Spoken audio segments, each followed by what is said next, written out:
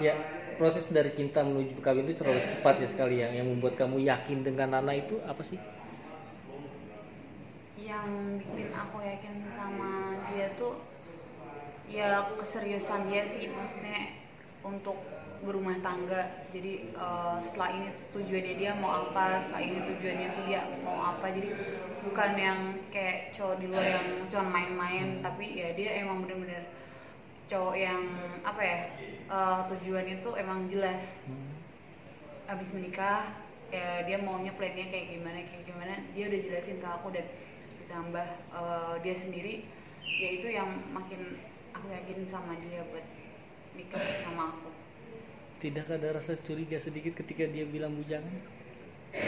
Ya karena sama-sama gimana ya, posisi itu juga sama-sama terlalu manis ya buat aku. Di situasi itu benar-benar aku kelihatan dia yang benar-benar nunjukin kalau dia emang sendiri, dan nunjukin kalau emang dia tuh butuh istri.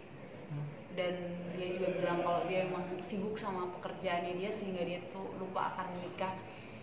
Ya aku benar-benar kebawa suasana yang begitu indah, yang benar-benar yang wow, dia romantis. Dia benar-benar yang di handphone pun dia juga nunjukin dia teleponan ngomongin kerjaan semuanya. Jadi yang nggak ada yang mencurigakan dia teleponan sama cewek lain, nggak ada.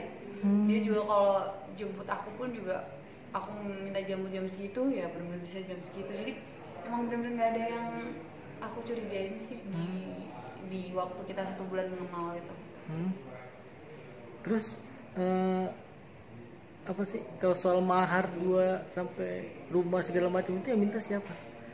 Kalau mahar itu kan tergantung sama pihak suami ya.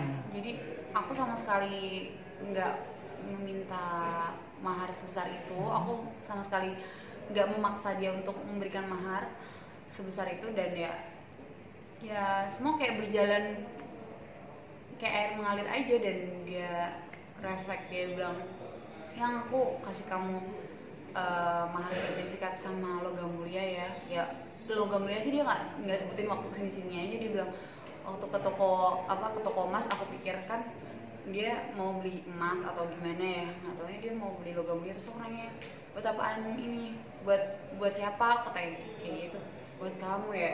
Aku yang hah. Nanti waktu akad aku pengen nyebutin logam mulia ini buat mas kawin kita dulu gitu ya. Ya aku juga spontan gimana sih sebagai wanita yang dikasih sama pasangannya jumlah yang besar ya senang. Dan aku juga nggak ada ucapan yang kamu harus beli, nggak ada sama sekali. Bener-bener aku pure, aku ngejalanin sama dia bener-bener terus ya.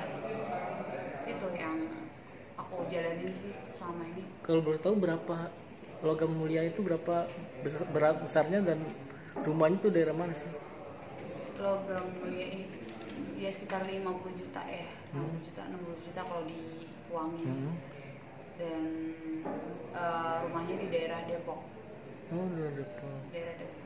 Itu udah kamu berikan semua ke dia pas pembatalan nikah yang tadi disebutkan atau gimana? Jadi ceritanya gini, waktu pas aku mengetahui dari mulutnya dia kalau ternyata dia memiliki istri, di situ aku benar-benar refleks banget. Aku benar-benar kayak kacau banget ya, pikiran sama hati aku. Jelas aku nampar dia, aku benar-benar di itu kondisi kamar tuh benar-benar aku nggak tahu, aku marah sebegitu marah karena ini tuh pernikahan yang menurut aku apa ya, benar-benar aku hargain pernikahan gitu. Tapi kok yang aku dapet ya itu kebohongan yang aku dapet. Dan aku saat itu yang di depan aku logam mulia itu aku lempar ke mukanya dia. Dan aku itu benar-benar kepukul banget ya. Logam mulia waktu di tanggal 15 Februari itu kita berantem tuh sekitar 2 jam ya, 2 jam dari jam 5 sore sampai sekitar jam setengah 8-an itu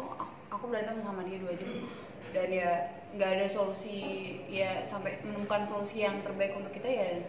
Akhirnya itu aku mengembalikan logam mulianya pas aku tampar, ini terima segala macam yang aku bener-bener ke itu. Aku nggak tahu posisi logam mulianya itu setelah itu dikemanain sama dia ya. Aku nggak ngerti sih, soalnya aku juga yang benar-benar ceraiin aku sering ngomong kayak gitu.